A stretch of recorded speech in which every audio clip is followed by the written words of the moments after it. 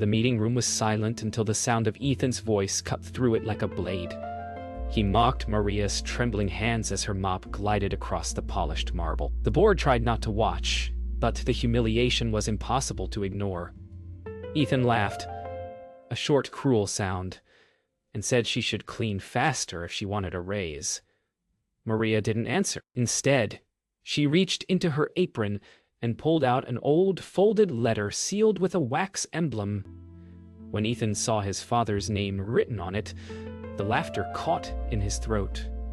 The air shifted, heavy and strange. No one moved. For the first time, Ethan looked small beneath the weight of his father's name. What could a cleaner possibly hold that could silence a man like him? The room felt colder now. Ethan forced a smile, trying to laugh off the strange turn, but his voice cracked slightly. He asked where she got the letter, pretending not to care, pretending it didn't matter. Maria didn't answer. She just held it closer, her gaze fixed on him, calm and unwavering. For the first time in years, Ethan saw the same look his father once gave him, quiet disappointment. His chest tightened, but he turned away, unwilling to let anyone see fear on his face. Maria finally spoke. Her voice was soft but steady, telling Ethan that Daniel Crow had written this letter for his son. Ethan froze. She said she'd been asked to give it only when he became everything his father feared. The words struck like a slap, echoing in his chest. He laughed again, but it was hollow, lifeless. Everyone saw it now. The king's crown slipping. Claire tried to cut the moment short, suggesting they move on, but Ethan raised a hand sharply. He wanted to know what the letter said, yet was too proud to ask for it. Maria didn't offer. Instead, she whispered that Daniel's kindness had built this company, not money or cruelty. Her words hung there like smoke, impossible to ignore, impossible to grasp. The sound of the city filtered faintly through the glass. Car horns, the hum of life beyond the tower walls. Ethan's eyes drifted to the letter again, then to Maria. For a second, he saw not a cleaner but a messenger of something far heavier. His father's voice seemed to echo in his mind. You'll only understand power when you remember where you came from. Ethan blinked, and the light above flickered once. The room went quiet. Hours later, Ethan sat alone in his office. The world below drowned in evening light. The letter lay on his desk, unopened. He ran a hand through his hair, his pulse heavy with something he didn't want to name. Every part of him wanted to throw it away, to pretend the morning never happened. But the silence felt like a trap, and the ghost of his father seemed to linger in every reflection. Finally, he broke the seal. The paper crackled like fire. His father's words began with love and ended with warning. The letter spoke of the company's humble beginnings, of Mariah's kindness when the Crows had nothing. His father wrote about how she'd stayed late every night, cleaning the empty offices, even when paychecks were late. Never forget the people who stand quietly behind your success, the letter said. Ethan's throat tightened. He remembered those nights as a boy, seeing Maria sweeping the halls while his father thanked her like she owned the building. He'd hated that memory once. Now it haunted him. He slammed the letter shut, angry at the ache building inside him. His reflection in the window looked like a stranger. He whispered that he didn't owe anyone gratitude, not anymore. But his voice shook. When he turned, he saw Maria standing in the doorway, her eyes calm, as if she'd been waiting for him to remember. She said softly, "Your father trusted me with that letter because he knew one day you'd forget who he was, and who you are." Ethan's voice broke as he asked why his father had trusted her, not him. Mariah's gaze softened. She said Daniel had seen himself in her. Someone who believed people mattered more than power. Ethan turned away, his chest tightening with memories he'd buried. His father shaking hands with janitors, eating lunch with workers, laughing without armor. "He wanted you to see that being feared isn't the same as being respected," she said quietly. The truth struck deeper than he expected. As Maria left, Ethan sank into his chair. The letter lay open once more, And his father's last line burned into his mind. If you ever forget compassion, you've already lost everything I gave you. The words felt heavier than any boardroom deal. He looked at his own reflection in the glass. A man built on pride, standing in the ruins of his father's values. For the first time in years, Ethan didn't know who he was. The next morning, Ethan didn't show up to the meeting. Instead, he drove through the quiet streets toward the old warehouse where the company had started decades ago. Dust drifted in golden light through cracked windows as he walked inside. Every corner smelled like oil and paper, the scent of beginnings. He remembered standing here as a boy beside his father, watching Maria sweep around boxes of broken machines. He used to think his father was weak for thanking her. Now, he realized weakness was pretending you didn't need people. He heard his father's voice in memory. Everyone deserves dignity, son. Especially those who serve quietly. The boy he used to be had laughed, saying power didn't come from kindness. His father had only smiled and said, "Then you don't understand power yet." Ethan closed his eyes now, wishing he had listened. The echo of those words filled the empty space, heavier than the silence. The letter's words echoed again in Ethan's mind, not as scolding, but as truth. He realized his father's faith in Maria had not been pity, but trust. She had carried the company's spirit when no one else believed in it. Ethan knelt where she once stood, running his hand across the floor. The dust clung to his palm, rough and real, grounding him in what his wealth had erased. For the first time, humility didn't feel like loss. It felt like peace. Ethan found a rusted nameplate half buried under an old shelf. Crow & Sons Manufacturing, his father's handwriting etched beneath. The simple letters pulled a smile from him, small but genuine. "For the first time in years," he whispered, "thank you." His voice cracked, but he didn't hide it. Maybe that was the beginning of change. Not the apology spoken to others, but the one whispered to yourself. As he stepped outside, the cold air met his face like a reminder that the world was still waiting. Maria was standing by the gate, as if she knew he would come. She didn't say anything. She didn't say anything. She didn't need to.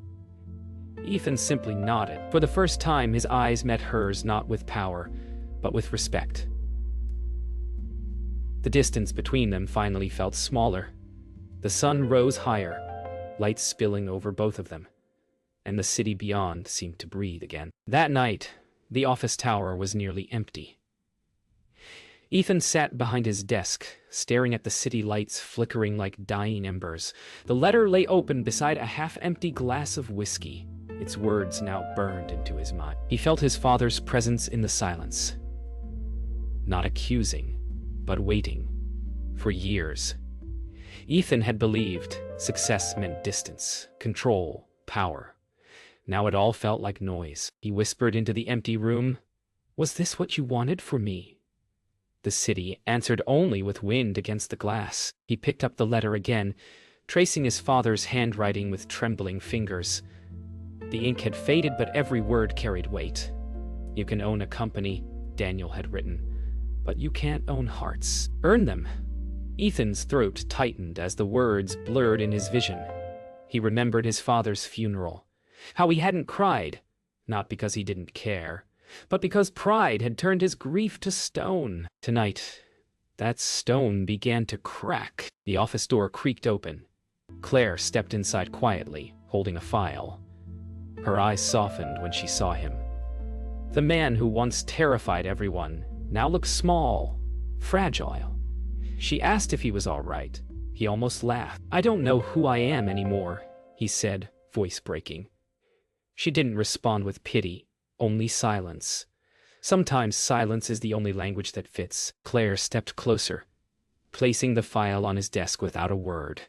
Inside were old company reports, the ones Daniel Crow had written by hand years ago. Ethan flipped through them, the pages filled with notes about workers, not profits. Lunch with Maria. Thank her for staying late. Remember to send flowers to the warehouse team. Every line cut deeper than the last. Ethan pressed his hand over his face, shaking silently. He'd built an empire on the ruins of his father's kindness. After Claire left, Ethan stood by the window. The city reflected endlessly in the glass. He imagined his father standing beside him. Not angry, not proud, just present. "See you," Ethan whispered, voice trembling. The lights below flickered, and for a moment his reflection shifted, his father's face blending with his own. A calm filled him, fragile, but real. Maybe ghosts don't come to haunt us. Maybe they come to remind us what we forgot to love. The next morning, Ethan arrived at the office before dawn. For the first time in years, he didn't take the elevator to the top. Instead, he stopped on the maintenance floor. The hum of cleaning machines echoed faintly through the halls. Maria was there, mopping as always, her back straight, her movements slow and certain. When she turned and saw him, she didn't seem surprised. Ethan hesitated, then said quietly, "I read the letter again." His voice shook, but he didn't look away this time. Maria leaned on her mop, studying him. "You look more like him today," she said softly. Ethan's chest tightened. He asked, almost in a whisper, "Did he ever doubt me?" Maria smiled sadly. "He worried you'd forget what it means to care." Her voice didn't accuse. It carried warmth, like a mother's forgiveness. Ethan's eyes glistened as he nodded. "He was right," he said. "I did." They stood in silence for a moment, the sound of the city waking beneath them. Then Maria reached into her pocket and handed him something small. A tarnished key. "Your father told me to give you this if you ever found your way back," she said. Ethan turned it over in his hand. It was labeled Workshop, the same one in the old warehouse. His father's initials etched in the metal. It wasn't just a key. It was an invitation to remember. Ethan drove back to the old warehouse that afternoon. The same dust still hung in the air, but it no longer felt like decay. It felt like memory breathing.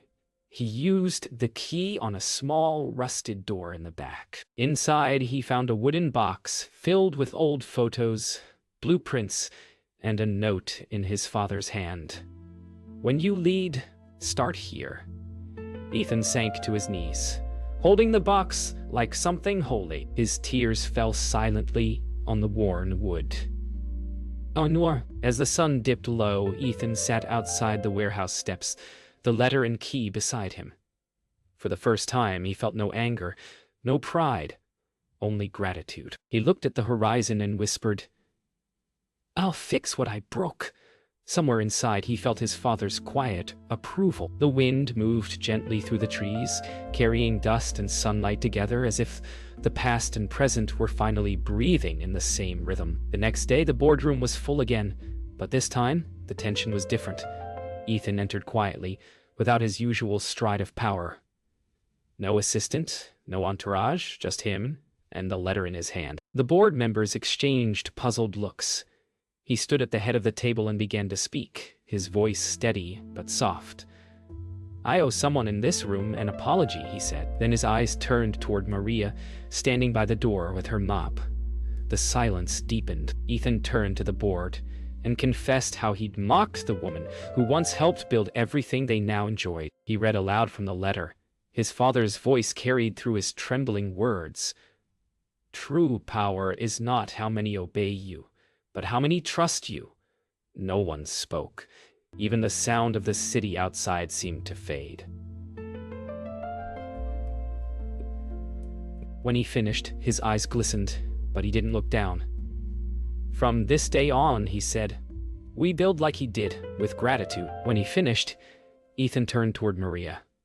He walked to her slowly, each step deliberate, like crossing a line he'd drawn for years. Standing before her, he said, "I'm sorry." The words were small, but they filled the room. Maria didn't move at first. Then she nodded, eyes shining faintly. "Your father would be proud," she said. He smiled for the first time in what felt like years.